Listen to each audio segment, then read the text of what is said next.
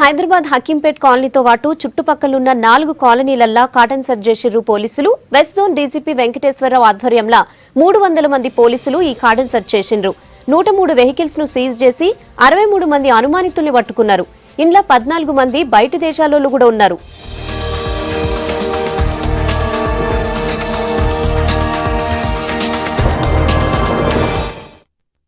Golconda Banjara hills police station border ప్రాంతంలో ఉన్న 7 colonies coordinate search చేయడం జరిగింది.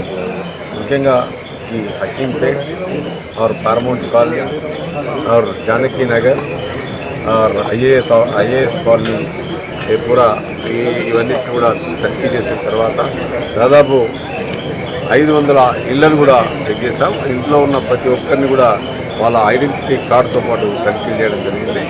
హైదరాబాద్ కాప్లో ఉన్న టెక్నాలజీ వినియోగించి సీడాట్ అప్లికేషన్ ద్వారా వాళ్ళ యొక్క పూర్తి వివరాలు కూడా క్రాస్ చెక్ చేసుకోవడం జరిగింది.